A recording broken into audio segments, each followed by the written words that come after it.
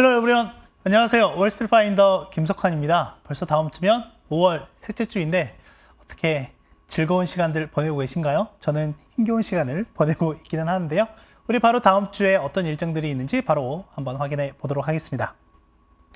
일단 다음 주에는 무엇보다도 미국과 중국의 실물 경제 지표가 발표가 될 예정입니다. 그것도요, 화요일 날 이렇게 몰려 있습니다.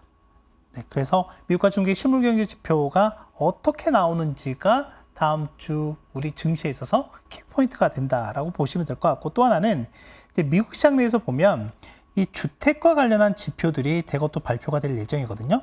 이런 부분들도 같이 좀 체크해서 보시면 될 것 같고요. 또 하나는 이제 최근에 증시의 움직임은 상당히 좋은데 실제 실물 지표 같은 경우에는 약간 혼란스러운 모습을 좀 보이고 있긴 하지만 역시 하방 압력이 큰 부분들이 여러 곳에서 확인이 되고 있거든요.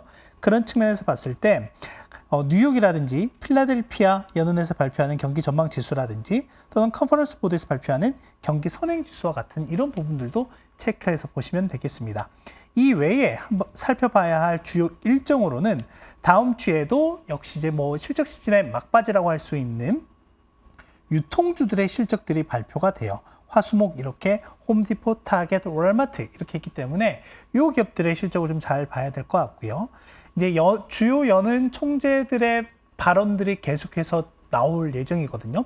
특히 다음 주 금요일에는 제롬 파월 현 연준 의장과 벤 버넌키 아시죠? 헬리콥터 머니를 막 이렇게 유명했던 벤 버넌키 전 연준 의장의 대담도 있을 예정이다라고 보시면 될 것 같고요.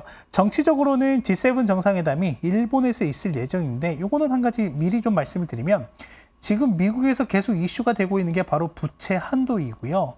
이 부채 한도가 실질적으로 협상할 수 있는 기한이 대략 17일까지라고 보시면 될 것 같습니다. 다음 주 화요일이죠. 수요일이죠.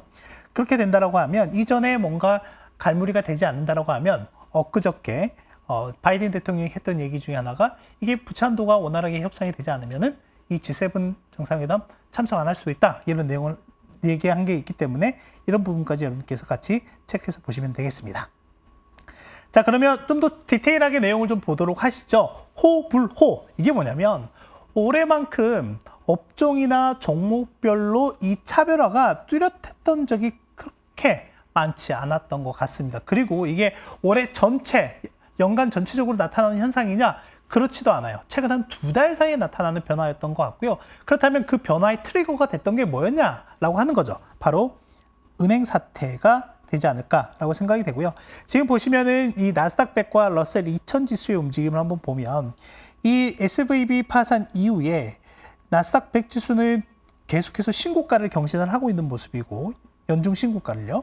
반면에 러셀 2000 지수는 계속해서 바닥을 득득 긁고 있는 모습 좀 보이고 있다라고 보면 될 것 같습니다. 그러니까 여기서 나타나는 변화는 뭐냐면 시장 지금 참여자들이 대형주, 특히 이 나스닥 100이라고 하는 거는 테크잖아요. 테크 중심의 매수세가 상당히 강하게 나타나고 있구나라고 하는 거고요. 은행과 관련한 부분도 한번 살펴보시면 지금 특히 SVB 같은 경우도 보면 중소형 은행이라고 볼 수 있겠죠. 중소형 은행 중에서도 상당히 좀 상징적인 의미가 있는데, 그리고 여기 이제 지역은행 들이 있을 텐데 이 중소형 지역은행들의 주가 퍼포먼스가 여전히 안 좋은 모습을 보이고 있구나라고 하는 거예요. 물론 미국 정책당국의 신속한 대응으로 인해서 은행 위기가 확산되는 건 맞기는 했지만 그 여진이 여전히 지속이 되고 있구나라고 하는 내용을 우리는 이 주가에서 확인을 할 수가 있지 않을까 라고 생각을 하고 있고요. 그렇다라고 하면 지금 계속 제가 월스파를 통해서 여러 차례 언급을 해드렸던 것처럼 아직까지는 계속해서 좀 진행 중에 있다라고 보면 될 것 같습니다. 그래서 우리가 완벽하게 미국의 은행 위기는 끝났다라고 얘기하기에는 아직은 좀 시기상조일 수도 있다라는 점입니다. 또 하나는 이제 업종별로 보면 지금 저희가 이제 작년에 연준이 계속해서 기준금리 인상을 해오면서 그 금리 인상에 취약한 업종들이 있죠. 특히 앞서 얘기했던 금융이라든지 또는 부동산 이런 쪽일 텐데, 그래서 한번 봐봤어요. 업종별로 200일 이동평균선을 상회하는 종목들 비중이 얼마만큼 있느냐라고 봤더니 리츠는 전무합니다. 이게 한 달 전까지만 하더라도, 불과 이제 일주일 전까지만 하더라도 그래도 꽤 높은 수준도 있었는데, 이게 이제 계속 시간이 거듭해 오면서 계속해서 좀 언더퍼폼을 하고 있는 거죠. 그래서 지금 현재 시점에서 보면은 200일 이동평균선 상회하는 종목이 제로다. 어디는 리츠는 그렇다라고 보시면 될 것 같고, 그래서 앞서 말씀드렸던 은행 이익과 관련해서 좀 결부를 지어보면, 이 부동산 쪽에서의 부분들이 계속해서 시장에서 좀 위기스럽게 보고 있구나라는 정도로 생각을 하시면 될 것 같고요. 또 하나는 이제 금융이라든지 이제 에너지 같은 경우에는 작년에 워낙 아웃퍼폼을 했었죠. 이익 전망치가 계속해서 상향하는 모습들을 보였기 때문에. 그런데 올해는 그 이익 전망에 대한 기대치가 상당히 낮아져 있는 상황이다라고 보면 될 것 같고요. 또 하나는 최근에 시장의 흐름이 여전히 뭐 지수, S&P 500 기준으로 보면 지수는 좀 높은 수준을 형성을 하고 있기는 하지만은, 이 상승의 퀄리티가 어떠냐라고 하는 부분을 좀 봤을 때 이 추이를 보시면 될 것 같아요. 방금 말씀드렸던 이 200일 이동평균선의 종목 비중에 이 추이를 한번 좀 살펴보시면, 최근 들어서는 동반 하락하고 있는 모습이 같이 나타나고 있다라고 보면 될 것 같습니다. 그래서 이런 부분들을 저희가 좀 계속 좀 체크하고 팔로우할 필요가 있지 않을까라고 생각이 되고요.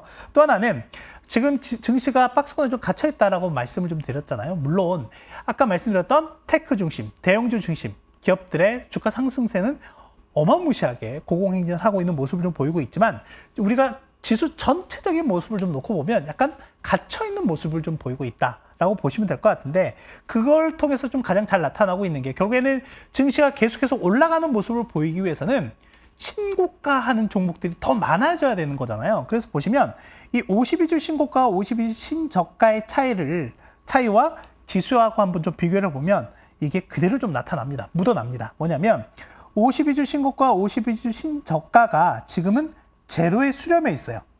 제로의 수렴에 있으면서 계속 고점을 뚫지 못하는 모습들이 나타났었죠. 그리고 지수 같은 경우도 계속 고점에서 막혀있는 형국을 좀 보이고 있다라고 하는 거고요. 뭐 이전에 한번 말씀드렸지만, 결국엔 이게 이렇게 많아지면 지수도 상당히 힘을 받게 될 것이다 라고 하는 거죠. 그렇다고 하면 그동안은 약간 3월 중순 이후부터는 약간의 유동성에 의한 기대, 이런 부분들이 좀 더 큰 영향을 좀 미쳤다라고 하면, 본질적으로는 이 시장에서의 본질적으로는 이익이라고 하는 게 계속해서 증가하는 모습을 나타나야 된다라고 하는 거죠. 그런 부분들 좀 말씀드려보면, 결국에는 앞으로 추가 상승에 대해서 필요 조건이 뭐냐면 두 가지 정도로 꼽을 수 있을 것 같습니다. 하나는 뭐냐면 이익 증가가 더 강력하게 나타나야 된다라고 하는 거고요. 그리고 또 하나는 지금 시장은 올해 연말까지 보면 이거죠. 올해 연말까지 보면 대략 75bp 정도, 그러니까 25bp씩이면 3번의 금리 인하에 대해서 베팅을 좀 하고 있는 상황이죠. 실질적으로 금리가 인하가 된다라고 하면 기본적으로 앞서 말씀드렸던 테크나 이런 성장주들에 대한 밸류에이션 높아질 수밖에 없고, 그게 증시를 견인하는 하나의 트리거가 될 수가 있습니다. 그렇다고 하면 여기에서 말씀드리고자 하는 거는 금리 인하가 더 큰 폭으로 돼야 한다는 부분들이 혹시나 더 나오게 된 그런 증거들이 나오게 된다라고 하면 증시의 상승폭은 더 나타날 수도 있겠죠. 그리고 또 하나는 아까 말씀드렸던 것처럼 이 이익이 지금 바닥에서 약간 이렇게 돌까 말까 하는 그런 모습을 좀 보이고 있는데, 이런 게 아니라 이렇게 완연하게 턴어라운드 해야 된다고 하는 거죠. 그리고 또 하나는 올해 지금 전 연간 EPS 추정치가 $220 정도 내외인데 지금 그걸 하회하고 있거든요. 그렇다고 하면 결국엔 이 $220 이상으로 올라가는 모습들이 나타나야 한다라고 한 거죠. 근데 한 가지 말씀드리고 싶은 거는 뭐냐면, 그러면 연준이 큰 폭의 기준금리 인하를 한다. 그건 그 사이에 어떤 중대한 이벤트가 발생한다라고 하는 거예요. 그러면 그 중대한 이벤트가 뭘까에 대해서는 우리가 계속해서 좀 고민을 해봐야 됩니다. 뭐 연준이 얘기하는 것처럼 인플레가 급격하게 둔화를 한다라든지, 아니면 다른 외적 충격이 발생한다라든지 인 거죠. 하지만 지금 시장에서 가장 가능성이 높은 거는 앞서 계속 말씀드렸던 그 지역 은행들의 위기 상태가 어떻게 좀 더 디벨롭이 되느냐가 지금은 가장 가능성이 높은 후보군 중에 하나다라고 보면 될 것 같습니다. 지금까지 좀 시장에 대해서 얘기를 했고요. 그럼 다음 주에 우리가 좀 봐야 될 부분 중에 결국엔 소비와 관련한 실물경제 지표의 움직임이 매우 중요하다고 말씀드렸는데 지금 애틀란타 연은에서 보면 미국의 2분기 경제 성장률 전망치가 2.7%예요. 꽤 높습니다. 근데 한번 생각을 해보시면 지난 1분기에 3.5%까지 추정치가 올라갔다가 마지막에는 결국엔 1.1%로 나왔거든요. 이렇게 급격하게 둔화하게 된 이유 중에 하나가 바로 여기 밑에 있는 소비가 둔화가 됐기 때문에 그렇다라고 하는 겁니다. 그래서 앞으로 이 애틀란타 연은의 GDP 나우 추정치 같은 경우에도 소비와 관련한 부분들이 어떻게 변화하는지 이게 가장 큰 포션을 차지해요. 가장 큰 포션을 차지하기 때문에 이게 어떻게 되는지 잘 챙겨보자 라고 좀 말씀드리고 싶고요. 그런 측면에서 본다라고 하면 소비에 대해서 기대해 볼 수 있는 요인들과 그렇지 않은 요인들이 있는데 먼저 기대해 볼 수 있는 요인 중에 하나가 뭐냐면 미국은 12개의 지역 연방준비은행이 있다고 했습니다. 거기서 샌프란시스코 연은에서 나온 최근 데이터에서 뭐냐면 팬데믹 기간에 재정 지출을 엄청나게 했었잖아요. 뭐 실질적으로 현금을 막 뿌려주고 또 하나는 다른 부채 상환해야 될 것들이 있으면은 그거 상환 지연해 준다든지 아니면 멈춰주게 한다든지 그런 여러 가지 조치들이 있었는데 그럼으로 인해서 발생한 팬데믹으로 인한 초과 저축이 약 지금 5천억 달러가 남아있다라고 하는 거예요. 지금 보시면 여기에 대략 2조 달러가 넘는 자금들이 초과 저축에 있었다가 현재 쭉 팬데믹이 지나오면서 이 초과 저축이 빠져나오면서 현재는 1.6조 달러가 빠져나갔고 여기 차액인 대략 한 5천억 달러가 남아있다. 그래서 결론은 뭐였냐면 이 5천억 달러가 결국에는 미국의 소비를 지탱할 거야 라고 하는 거죠. 그래서 소비가 견조할 거다라고 얘기를 하는 겁니다. 그리고 또 하나 뭐냐면 팬데믹 전과 그리고 최근에 가계 자산의 구성을 좀 보면 특히 이 하위에 있는 부분들을 좀 보면 이게 유동자산이거든요. 유동자산인데 예금과 같은 이제 유동자산이라고 보면 될 것 같은데 이게 팬데믹 전에는 대략 한 24%였다라고 하면 가장 최하위 소득 구간에서 지금은 33%. 그리고 또 하나는 전 분위에서 전체적으로 이 유동자산의 비중이 좀 높아졌기 때문에 충분히 소비할 수 있는 여력이 된다라고 하는 거고 이 근거는 결국엔 미국 경제 성장 견고할 거야 라고 얘기하는 거죠. 그리고 또 하나는 뭐냐면 미국의 고용시장이 상당히 타이트하다라고 얘기하고 있는 상황이고 그러다 보니까 이 말인즉슨 이 노동 수요, 즉 일자리보다 노동 공급이 너무 없기 때문에 그런 거잖아요. 그러다 보니까 임금을 계속해서 올리고 있는 거죠. 이거는 소비자 입장에서는 소득이 증가하는 거기 때문에 괜찮습니다. 근데 인플레하고 좀 다르게 설명을 해본다라고 하면 괜찮다라고 보시면 될 것 같고요. 또 하나는 우리가 이제 결국에는 여러 가지 대출들, 부채를 가지고 있는데 미국에서도 보면 가계에서 가장 많은 비중을 차지하고 있는 부채가 바로 모기지예요. 그렇잖아요? 여러분도 그렇잖아요? 모기지가 대략 한 70% 정도를 차지를 합니다. 그렇다면 이 모기지 금리가 어떻게 되느냐가 매우 중요해요. 왜냐하면 매달 얼마씩 나가는 금액들이 딱 정해져 있기 때문에 만약에 이 금액이 커지게 되면 다른 소비를 줄여야 되는 거잖아요. 특히 이제 미국 같은 경우에는 기본적으로 30년 만기 고정금리로 많이 하죠. 이제 그런 관점에서 봤을 때 지금 이 절대 다수가 4% 미만이다라고 보시면 될 것 같습니다. 특히 3% 미만인 가구도 전체 가구의 4분의 1 정도가 돼요. 현 모기지 대출을 가지고 있는 가계 중에서 본다라고 하면 그래서 이런 부분들이 어떻게 보면 계속해서 소비 여력을 늘릴 수 있는 또는 지탱할 수 있는 요인 중에 하나다라고 보고 있는 거죠. 하지만 여기서부터가 또 중요하죠. 뭐냐면 저희가 그 연준에서 매 분기마다 실시하는 각 은행의 고위 대출 담당자들을 대상으로 한 서베이가 있잖아요. 최근에 소비자 또는 가계 중심으로 해서만 놓고 보면 역시 가계도 대출 기준이 부동산이나 기업에 비해서는 낮은 수준이긴 하지만 계속해서 이 대출 기준이 강화가 되고 있구나라고 하는 거고요. 또 하나는 대출 수요 같은 경우도 보면 앞서 기업이나 부동산 쪽은 완전히 꺾였거든요. 하지만 수요는 좀 나름 괜찮은 모습을 좀 보이고 있다. 근데 수요가 있다고 해서 무조건 할 수 있다? 그렇진 않다라는 거예요. 그쵸? 대출 기준이 계속해서 강화가 되고 있기 때문에 좀 더 높은 신용도를 요구할 거고요. 좀 더 가치 있는 담보물을 요구하게 되겠죠. 이제 그런 부분들이 있기 때문에 전체적으로는 소비자 또는 가게가 대출을 받을 수 있는 여력이 점차 줄어들고 있구나라는 정도로만 봐야 될 것 같습니다. 그리고 또 하나는 아까 제가 모기지는 말씀드리긴 했지만 나머지 이제 소비자가 갖고 있는 부채 중에 가장 큰 것들이 바로 자동차나 신용카드나 학자금이거든요.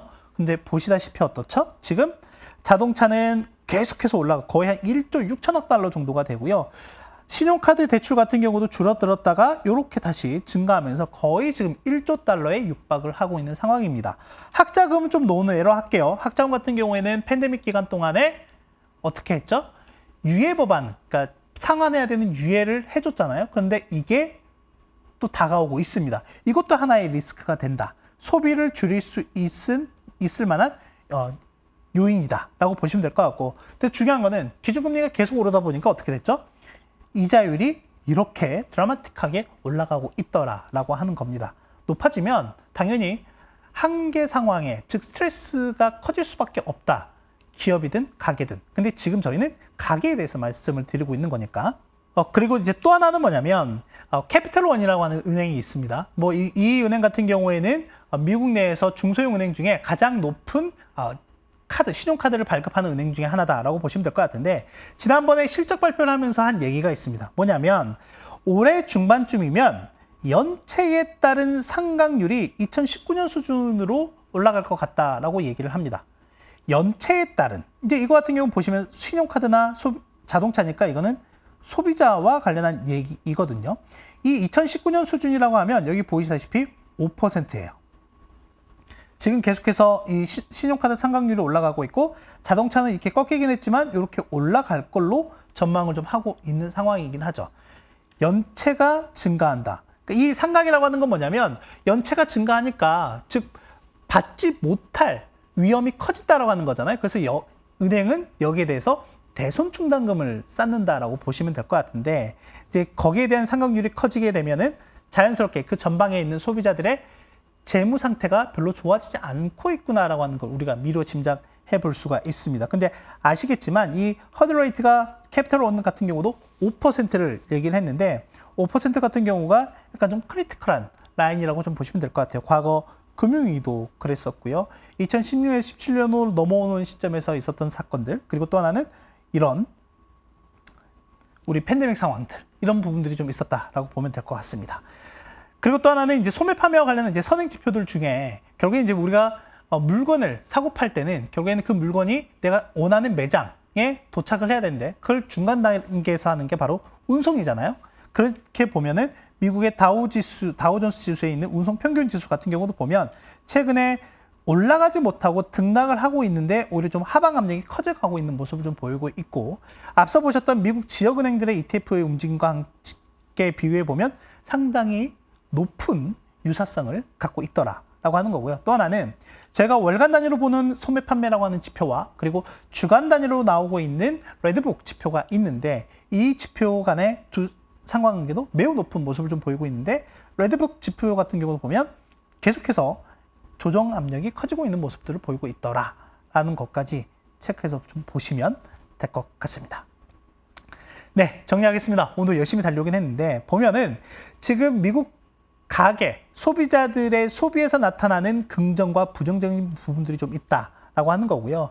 일단 시장 측면에서 보면 지난 3월 이후에 업종이나 기업별로 좀 차별화가 좀 뚜렷했다라고 하는 거고, 앞으로 추가 상승을 위해서 필요한 조건이 뭐가 있냐? 제가 보기엔 두 가지 정도인 것 같습니다. 하나는 강력한 이익 전망이 있어야 되고, 또는 연준의 큰 폭의 금리 인하가 있어야 되는데, 이 큰 폭이라고 하는 건 아까 말씀드렸던 것처럼 그 전제 조건이 있다. 전제 조건이 분명히 좀 있다라고 말씀을 드렸습니다.